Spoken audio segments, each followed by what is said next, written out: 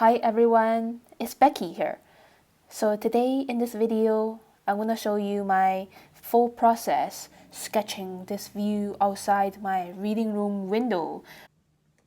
So here is my current art journal spread.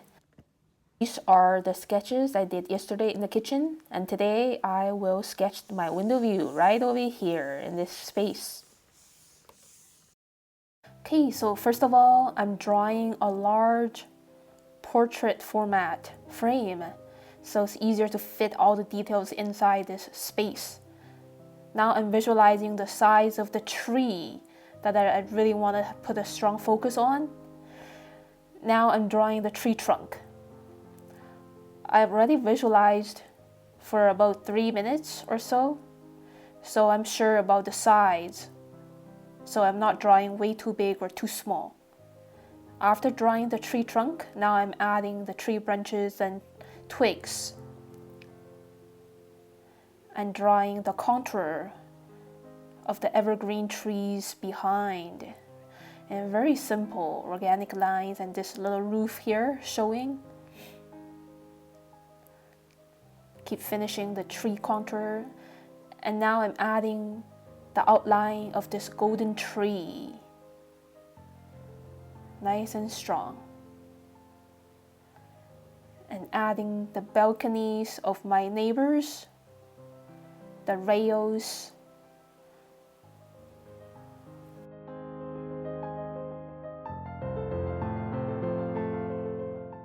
Okay, so now I'm actually ready to connect the car below the balcony there, my neighbor's car. So I'm kind of visualizing on a blank space. The car is actually about the same size as the canopy of the tree there. I think the car is just a little bit smaller than the canopy of the tree. So now I'm just taking my time to draw the outline. The wheel there is nice and round, the two wheel parts. There's a little bit bushes in front of the car, covering it a little bit, covering the wheels.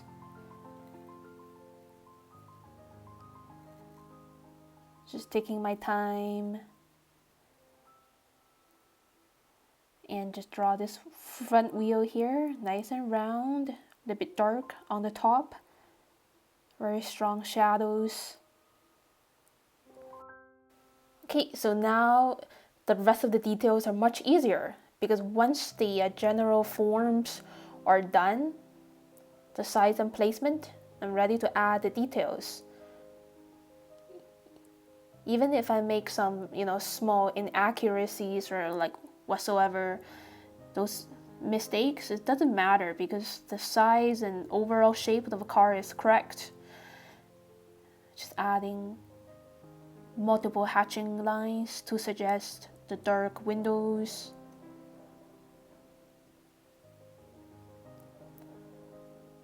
Using dark, dense hatching lines is just giving more density for the car. And keep drawing the bushes around the car.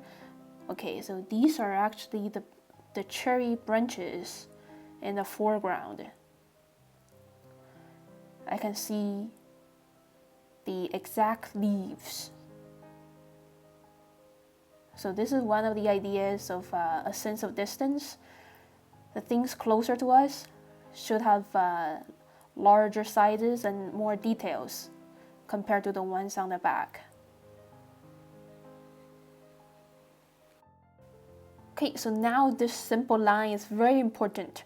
So I have to observe the angle correctly. This gives a sense of perspective. This sidewalk line is very important. And now I'm just drawing this man walking his dog. Adding a human figure in a sketch like this is really important to give even more sense of proportions in the landscape.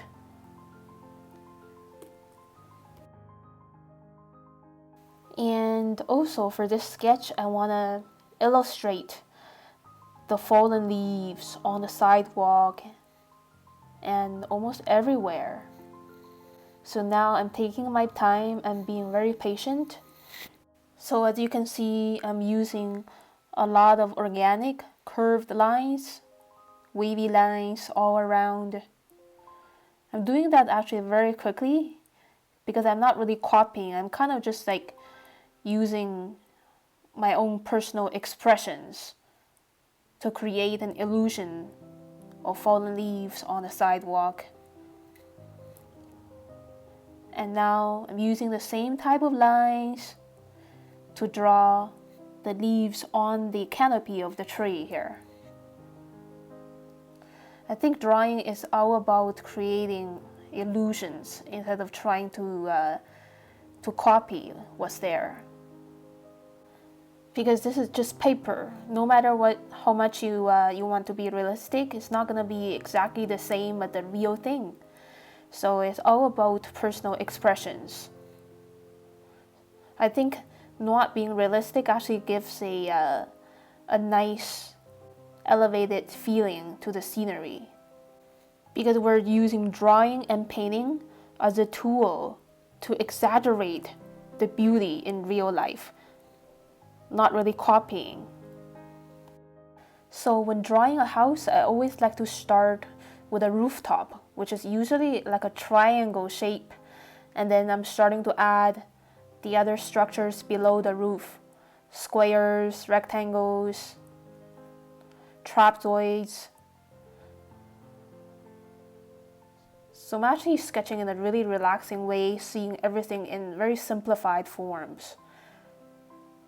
And now just adding this car in the front. Another nice element to give proportion, because that car is much smaller than my neighbor's car in the foreground.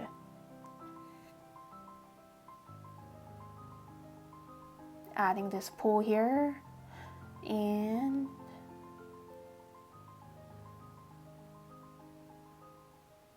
adding some tree branches and leaves on the right hand side, the red maple tree.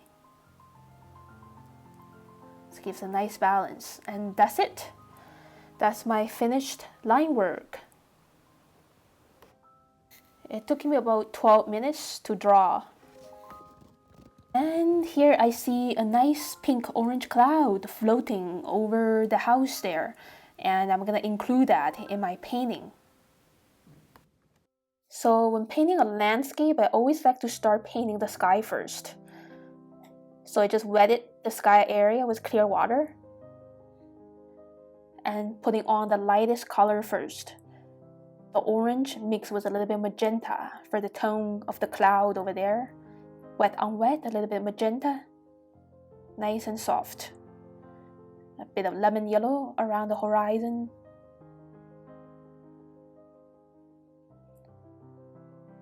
A little bit more magenta to make it stronger. Wet on wet. And in the middle, I'm adding cerulean blue sky. And for the top is a mix of cerulean blue and ultramarine blue. So if you look carefully, the different layers of sky have different colors. Adding a yellow tone for pretty much everything, because in the evening, the sunshine is giving everything a golden tone. Nice and watery. It doesn't have to be very strong. Kind of like an underpainting. Now I'm just punching a little bit of orange and mix of yellow, orange, and viridian green for the other parts of the tree there. There's a variety of colors blending together. And that's one thing I really love about painting autumn sceneries. It's all about wet on wet, blending of different colors. And now I'm painting this tree here, again with viridian green mixed with yellow ochre.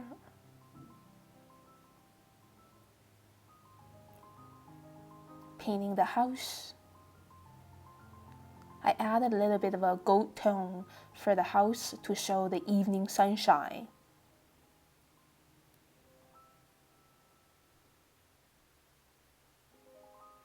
Now I'm adding this shade color, a mix of ultramarine blue, cerulean blue, and a little bit purple. The cloud around the horizon is thinner. And just let the blue blend together with the first layer without over blending. Now I'm moving on to paint to add more greens for the trees and bushes. Okay, so now I'm ready to paint this golden tree. Just adding on a mix of orange with a little bit medium yellow for the first layer, and the same color for the fallen leaves on the sidewalk. Just blending on a little bit leftover blue for the sidewalk and the street. A little shade color for the balcony, for the roof.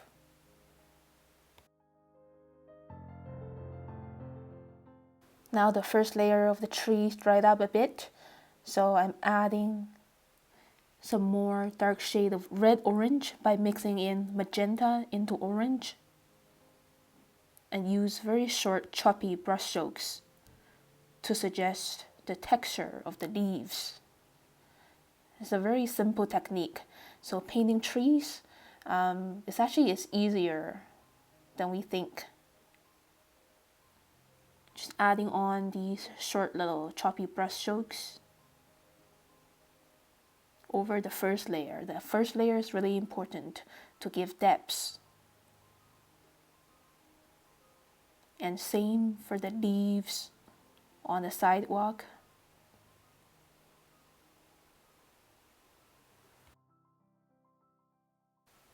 And painting the same way for this cherry tree in the foreground. So first layer light orange and wet on wet red orange. Keep painting the house there, another layer of dark brown for the rooftops, and using leftover color, mix of blue and green for the car there, and for the shade of the house. A shadow for the man there. And now I'm adding tiny little bits of green to add shade. Green mixing with a little bit brown or burnt sienna to darken the green. Now I'm being a little bit precise to add the shade color for the trees there, using very thin brush strokes.